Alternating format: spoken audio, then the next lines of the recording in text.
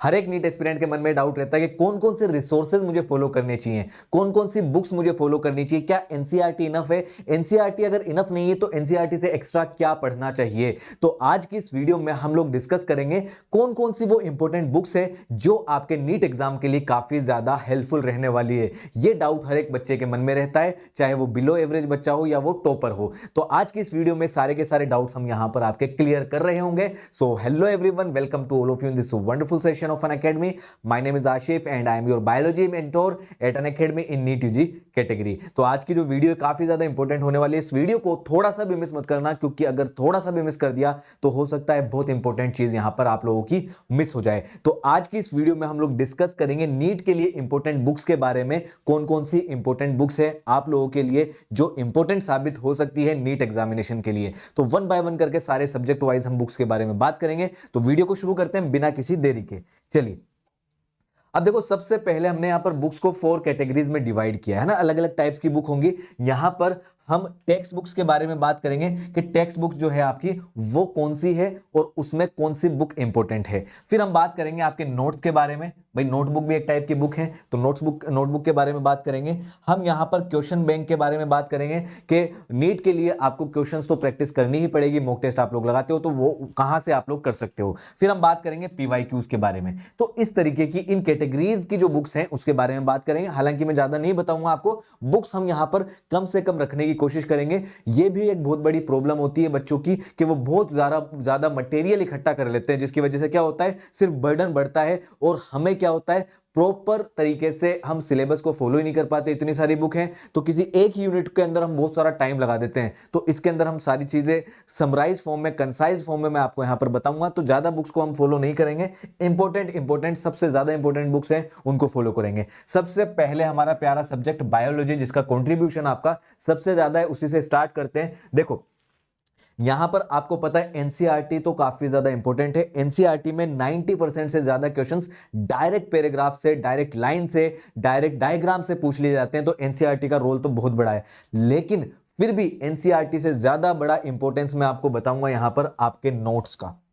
आपके नोट्स का, आप जो अपने सेल्फ नोट्स बनाओगे, जो नोटबुक होती है, उसका बहुत बड़ा रोल यहां पर होता है। तो जिस भी टीचर से, जिस भी यूट्यूब चैनल से, जिस भी कोचिंग से आप लोग पढ़ाई कर रहे हो, जिस भी टीचर से समझ रहे हो, तो पहले तो आपके पास प्रॉपर, आपके पास में नोट्स होने चाहिए, आपके अपने लिखे हुए। नोटबुक की उसकी आपके फॉलो करनी है। तो नोटबुक जब आप मेंटेन करते हो तो वहां पर नोट्स बनाओगे, उसके बाद में आपको एनसीईआरटी समझना है, क्योंकि एनसीईआरटी की जो लैंग्वेज है वो समराइज्ड है, कंसाइज्ड है। उसको समझने के लिए थोड़ा सा आपको इजी लैंग्वेज में समझना पड़ेगा। वो यहां पर आपको अपने नोट्स हेल्प करेंगे। किसी भी टीचर से आप पढ़ करके अपने नोट्स बना सकते हो, उसके बाद में आपको एनसीईआरटी समझ में आएगी, है ना। बहुत सारे बच्चों को डाउट रहता है, सर एनसीईआरटी के अंदर लैंग्वेज ही ऐसी है जो समझ में नहीं आ रही। तो लैंग्वेज को समझने के लिए पहले आपको इजी लैंग्वेज में नोट्स बनाने पड़ेंगे, उसके बाद में आपको फॉलो करनी है एनसीईआरटी, क्योंकि एनसीईआरटी सबसे ज्यादा इंपॉर्टेंट है। लेकिन इसको समझने के लिए भी आपको कुछ ना कुछ तो चाहिए, तो वहां पर आप अपने नोट्स बना करके एनसीईआरटी की लैंग्वेज को समझने के लिए एलिजिबल होते हो। तो सबसे पहला पड़ाव जो है आपका, स्टेप जो है, वो है आपके सेल्फ नोट्स। इसको मिस मत करना, बिना नोट्स के आप एनसीईआरटी को समझ ही नहीं सकते हो, ये बात को लिख करके ले लो, ठीक है। फिर आपको एनसीईआरटी पढ़नी है। अगर आप नोट्स बनाते हो तो एनसीईआरटी की लैंग्वेज काफी ज्यादा ईजी हो जाएगी आपको समझने के लिए।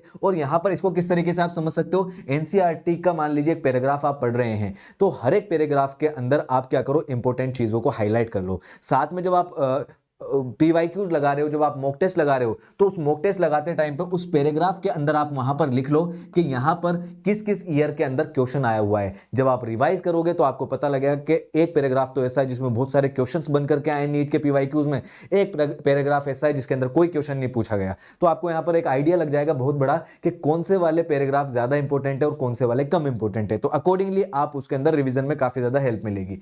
आगे बात करते हैं coaching module. Sir coaching module क्या होता है? कोचिंग मॉड्यूल वो बुक्स होती है जो कोचिंग्स प्रोवाइड करते हैं। मैं आपको ये नहीं कर रहा हूं कि किसी भी पर्टिकुलर कोचिंग में जाकर के आप वहां पर ये लो, है ना, किसी कोचिंग का हम यहाँ पर नाम नहीं ले रहे हैं, ठीक है। जिस भी कोचिंग का मटेरियल आपको समझ में आता है उसकी बुक्स आप देखो। जरूरी नहीं है आप उसके अंदर एडमिशन लो, जाकर के क्लास में बैठ करके पढ़ाई करो। आप मॉड्यूल को फॉलो कर सकते हैं किसी भी कोचिंग का, चाहे ऑनलाइन हो चाहे ऑफलाइन हो, आप किसी भी कोचिंग का मॉड्यूल यहाँ पर ले सकते हैं। ओके, मॉड्यूल के अंदर क्या होता है, मॉड्यूल के अंदर एनसीईआरटी को थोड़ा सा इलेबरेट करके थोड़ा सा एक्स्ट्रा यहां पर समझाया जाता है, तो आप उसको यहां पर प्रीफर कर सकते हैं। ये तीनों चीजें प्रायोरिटी वाइज अगर मैं आपको बताऊं तो अगर कंट्रीब्यूशन बात करें तो एनसीईआरटी है, लेकिन एनसीईआरटी को समझने के लिए आपको सेल्फ नोट्स के बिना एनसीईआरटी नहीं होगी, तो सबसे ज्यादा इंपॉर्टेंट तो अभी तक ये दोनों चीजें हो गई। मॉड्यूल भी इन दोनों से कम इंपॉर्टेंट है, ठीक है। आगे बात करते हैं, ठीक है। फिर यहां पर क्वेश्चंस के लिए, वो तो पूरा पार्ट था हमारा थ्योरी के लिए, अब हम बात करते हैं क्वेश्चंस प्रैक्टिस भी तो करनी पड़ेगी। क्वेश्चन प्रैक्टिस के बिना तो हमारा कुछ होना ही नहीं है। तो यहां पर क्वेश्चन प्रैक्टिस के लिए आपको पहली चीज तो पीवाईक्यूज की एक बुक लेनी पड़ेगी, और वो बुक ऐसी होनी चाहिए जिसके अंदर कम से कम 30 सालों तक के प्रीवियस ईयर्स के क्वेश्चंस हों, ठीक है। और यहां पर टॉपिक वाइज, चैप्टर वाइज सभी तरीके के होते हैं। तो मैंने यहां पर आपको ओसवाल बुक को यहां पर रेफरेंस में लिया है, आप चाहो तो किसी और बुक को भी ले सकते हो। मुझे ओसवाल ठीक लगी तो यहां पर आप इसको फॉलो कर सकते हैं। इसके अलावा क्वेश्चन प्रैक्टिस के लिए एक आती है एमटीजी की, NCERT at your finger tips, ठीक है। एमटीजी की है, काफी ज्यादा इंपॉर्टेंट है। इसके अंदर भी आपको चैप्टर वाइज पीवाईक्यूज तो मिलेंगे ही मिलेंगे, और साथ में आपको क्या मिलेंगे, आपको मिलेंगे यहां पर टॉपिक वाइज एमसीक्यूज भी। तो ये काफी अच्छी बुक है जिसके अंदर आप क्वेश्चंस की अच्छी तरीके से प्रैक्टिस कर सकते हैं। तो ये हो गई आपकी पीवाईक्यूज के लिए, और ये हो गई आपकी क्वेश्चंस प्रैक्टिस के लिए, एमसीक्यूज के लिए, ठीक है। तो ये दोनों चीजें काफी ज्यादा इंपॉर्टेंट है। अब यहां तक सारी की सारी चीजें जो मैंने आपको बताई वो इंपॉर्टेंट है। कम से कम रखिए बुक्स हमने यहां पर, आपका नोट्स हो गए, एनसीईआरटी हो गई, किसी भी एक कोचिंग का मटेरियल हो गया मॉड्यूल्स की फॉर्म में, यहां पर पीवाईक्यूज हो गए 30 से 40 साल के, और एनटीजी की जो फिंगर टिप्स है आपकी, यहां पर आप क्या करोगे, मॉक टेस्ट करोगे, अपने क्वेश्चंस की प्रैक्टिस करोगे, ठीक है। इतना भी काफी है। लेकिन कुछ बच्चों को होता है सर इसके अलावा कोई और रेफरेंस बुक भी है, तो वो आप हमें सजेस्ट कर दो। मैं इससे आगे का आपको सजेशन ज्यादा नहीं दूंगा। अगर किसी बच्चे को लगता है कि मेरे को तो और ज्यादा पढ़ाई करनी है, तो यहां पर सिर्फ हम 2 बुक्स फॉलो कर रहे हैं रेफरेंस के लिए, लेकिन मस्ट नहीं है। उन वाली बुक से भी आपका सिलेक्शन हो सकता है, ठीक है। लेकिन फिर भी अगर आप चाहते हैं तो रेफरेंस बुक यहां पर एक प्रदीप बायोलॉजी है हमारे पास में, इसको आप रेफरेंस के फॉर्म में, नोट्स की फॉर्म में पढ़ सकते हैं। दोनों थ्योरी का पार्ट है, ठीक है। यहां पर एक एनसीईआरटी निचोड़ के नाम से आती है, उसको भी आप यहां पर फॉलो कर सकते हैं। दोनों ही बुक काफी ज्यादा अच्छी है पढ़ने के लिए, थ्योरी के लिए। थ्योरी वाले पार्ट में आप इन दोनों बुक्स को as a reference books follow कर सकते हैं, ठीक है। अच्छा, एक चीज और है, बहुत सारे बच्चे ऐसे होते हैं जो बिना एनसीईआरटी पढ़े रेफरेंस बुक पे सीधा जंप मारते हैं। ये सबसे बड़ी बेवकूफी होती है। अगर आप एनसीईआरटी नहीं पढ़ रहे हो और सीधा रेफरेंस बुक के ऊपर जा रहे हो, तो उससे कोई फायदा नहीं है, उससे आपको प्रॉब्लम ही होगी, आपको समझ में नहीं आएगा, और एक टॉपिक भी काफी ज्यादा लेंदी हो जाएगा। तो पहले नोट्स प्लस आपकी एनसीईआरटी बुक, उसके बाद में मॉक टेस्ट, उसके बाद में पीवाईक्यूज, एक पूरा का पूरा प्रॉपर सीक्वेंस आपका होना चाहिए। ये हो गया बायोलॉजी का। अब हम बात करते हैं केमिस्ट्री का। तो केमिस्ट्री में भी आप जानते हो कि डायरेक्ट एनसीईआरटी से क्वेश्चन उठ करके आते हैं, लाइन से क्वेश्चन उठ करके आते हैं, पैराग्राफ से उठ करके आते हैं। तो यहां पे भी आपके लिए एनसीईआरटी माता सबसे ज्यादा इंपॉर्टेंट है। लेकिन वही बात है कि एनसीईआरटी को आप डायरेक्ट समझ नहीं सकते हो, तो वहां पर किसी ना किसी टीचर की और उस टीचर के द्वारा दिए गए नोट्स की हेल्प आपको लेनी पड़ेगी। तो यहां पर आप अपने खुद के नोट्स बनाओगे, और उस नोट्स को बनाने के बाद में आप एनसीईआरटी पढ़ोगे, ताकि एनसीईआरटी की जो लैंग्वेज है वो आपके लिए काफी ज्यादा सिंपल हो जाए, ठीक है। उसी तरीके से सेम आपको एक किसी भी कोचिंग का एक मॉड्यूल लेकर के रखना है, जिसकी हेल्प से आप जब ये पढ़ोगे तो आगे साइड बाय साइड आप उस मॉड्यूल की हेल्प से चीजों को और अच्छे तरीके से समझ पाओ। ये रेफरेंस बुक नहीं है, मॉड्यूल वाला पार्ट अलग है। रेफरेंस को तो हमने लिस्ट प्रायोरिटी पे रखा है, ये वाला हमारा प्रायोरिटी वाली बुक्स है।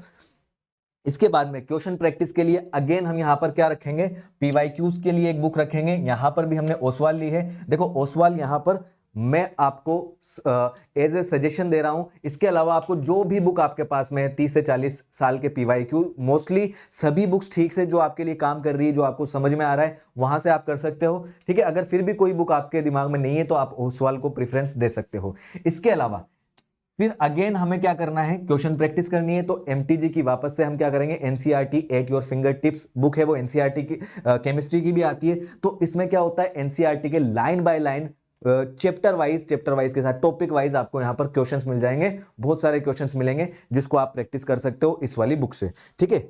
अब इसके बाद में सेम उसी तरीके से केमिस्ट्री की भी रेफरेंस बुक हमने यहाँ पर रखी है। मैं फिर से आपको बता रहा हूँ, रेफरेंस बुक हमारी मस्ट नहीं है, प्रायोरिटाइज नहीं कर रहे हैं हम उसको, ये लीस्ट प्रायोरिटी पे है हमारे, ठीक है। अगर आप इनको नहीं भी रखते हो तो कोई प्रॉब्लम नहीं है, लेकिन कुछ बच्चों की होती है, कितना भी उनको बोल दो, उनको रहता है कि मैं ज्यादा बुक्स पढ़ूंगा तो मेरे दिमाग में ज्यादा ज्ञान जाएगा, जो कि एक्चुअल में रियलिटी नहीं है, ठीक है। तो यहां पर देखो, अब आप केमिस्ट्री में यहां पर ऑर्गेनिक के लिए अगर हम बात करें तो बालाजी के लिए बालाजी पब्लिकेशन की एक MS चौहान बुक आती है, उसको आप प्रिफर कर सकते हो। इसमें चीजें बेसिक टू एडवांस है। अगर आपने एनसीईआरटी नहीं पढ़ी है तो बिल्कुल भी जंप मत करना, सीधे रेफरेंस बुक के ऊपर, है ना। फिजिकल केमिस्ट्री के लिए आपकी बालाजी पब्लिकेशन की वही बुक है, ठीक है, नीट के लिए। और यहां पर आप क्या है, इससे ऊपर मत जाना।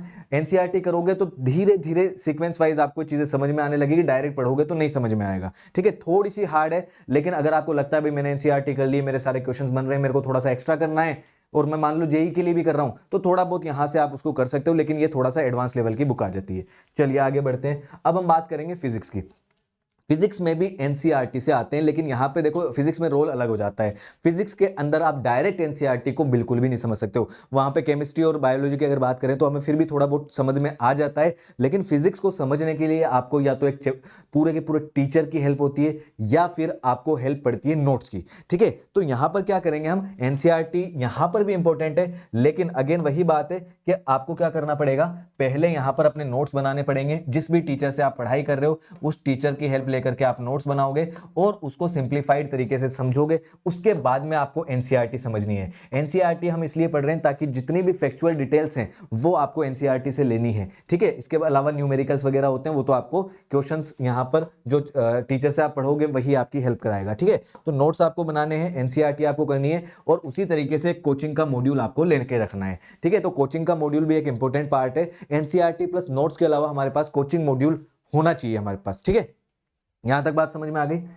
अगेन वही यहां पर भी सेम फॉलो हम करेंगे। क्या, ओसवाल बुक्स के हमको पीवाईक्यूज वाली बुक लेनी है, 30 to 40 ईयर्स की कम से कम होनी चाहिए। कुछ बुक्स ऐसी भी आती है मार्केट में जिसमें 10 या 15 साल के पीवाईक्यूज होते हैं, वो आपको प्रीफर नहीं करनी है। पहली बात तो कम सालों के जो क्वेश्चंस होते हैं उसमें आपको पूरा का पूरा एक आइडिया नहीं लगता। दूसरी चीज, ऐसी बुक्स जो होते हैं वो मार्केट में ज्यादा चलती भी नहीं है, अच्छी भी नहीं होती, इतनी ज्यादा वेल रिकमेंडेड नहीं होती है, गलतियों के चांसेस भी ज्यादा होते हैं, ठीक है। तो आपको कम से कम 30 से 40 साल वाले पीवाईक्यू जिस बुक के अंदर आते हैं वही फॉलो करनी है, ठीक है। एमटीजी की NCERT at your finger tips, यहां पर एनसीईआरटी की इसकी भी आती है फिजिक्स की, ठीक है। इससे आपको क्वेश्चंस का आइडिया मिलता है, हर एक चैप्टर का, हर एक टॉपिक का, हर एक पैराग्राफ के यहां पर आपको क्वेश्चन मिल जाएंगे। अगर ये बुक्स आपके पास नहीं है तो इनको आप परचेज कर सकते हैं, और अगर है तो बहुत ही बढ़िया बात है, वेल एंड गुड। चलिए आगे बढ़ते हैं। अब देखो फिजिक्स के लिए रेफरेंस बुक क्या हो सकती है। अगेन मैं आपको बता रहा हूं, रेफरेंस बुक जो है हमारी लीस्ट प्रायोरिटी पे है, इसको नहीं भी करते हो तो भी कोई बड़ी प्रॉब्लम नहीं आएगी। चलिए, डीसी पांडे की आती है एक नीट के लिए, ठीक है। तो यहां पर इसको प्रीफर कर सकते हो अगर आप ले ही रहे हो तो, ठीक है। इसमें भी काफी ज्यादा अच्छे आपको थ्योरी मिल सकती है। तो यहां पर देखो थ्योरेटिकल पार्ट जो है आपका वो उसके लिए है पूरी आपकी। एक दूसरी है एसएल अरोड़ा, ठीक है। एसएल अरोड़ा जो है नीट के लिए स्पेशली, और अगर आप कुछ बच्चे ऐसे होते हैं जो हाई लेवल की बुक्स को फॉलो करते हैं ना, तो वहां पर क्या होता है, आपको प्रॉब्लम आती है, चीजें समझ में नहीं आएगी। अब जेई वाली पढ़ने जाओगे तो आपका नीट वाला पोर्शन जितना है, सिलेबस जितना है, उतना ही तो आएगा ना, एक्स्ट्रा पढ़ने से क्या मतलब होगा, ठीक है। मैं आपको फिर से सारी चीजों को समराइज करके बता देता हूं कि आप जितनी कम से कम बुक्स रखोगे, कम से कम बुक्स का मतलब है आपके पास एनसीईआरटी, आपके पास अपने नोट्स, आपके पास में प्रीवियस ईयर्स की क्वेश्चन बैंक वाली बुक, और आपके पास में एक एमसीक्यूज की बुक होनी चाहिए। सिर्फ ये 4 चीजें आपके लिए मोर देन सफिशिएंट है। जितना कम बुक होगी और उन कम बुक्स को जितनी ज्यादा बार पढ़ोगे वो आपके लिए यहां पर काफी ज्यादा हेल्पफुल होगा, बजाय इसके कि आप बहुत सारी बुक ले लो और सारी बुक्स को पढ़ भी ना पाओ, ठीक है। ठीक है, चलिए आगे देखो। इस सभी चीजों को हम समराइज अगर करते हैं तो हमें क्या पता लगा, सबसे इंपॉर्टेंट चीज जो है हमारी एनसीईआरटी है। एनसीईआरटी को समझने के लिए हम अपने नोट्स को पढ़ते हैं, ये सबसे ज्यादा इंपॉर्टेंट है। इसके अलावा कोचिंग मॉड्यूल हम ले रहे हैं यहाँ पर हमारे हेल्प के लिए, चीजों को समझ में आ जाए। पीवाईक्यूज और एमसीक्यूज हमें करने हैं। रेफरेंस बुक अगर हम ना भी करें तो हमारा काम चल जाएगा, लेकिन अगर कुछ बच्चों को है कि ठीक है सर मेरे को तो पढ़ना ही है, मेरा इतने से तो काम हो नहीं रहा है, मेरे को फिर भी कुछ बुक चाहिए, तो वहां पर रेफरेंस बुक हमने यहां पर समझ ली है। तो आई होप आपको ये वीडियो अच्छी लगी होगी। वीडियो अगर अच्छी लगी तो मुझे कमेंट बॉक्स में जरूर बताएं, और इस तरीके की और भी हेल्पफुल वीडियो आपके नीट के लिए आपके इस चैनल पे अपलोड होती रहेगी। तो अगर आप चैनल पे नए हैं तो इस चैनल को सब्सक्राइब करिए। मिलते हैं अगली वीडियो में, तब तक के लिए bye bye, take care, thank you, see you all, have a good day, let's crack it.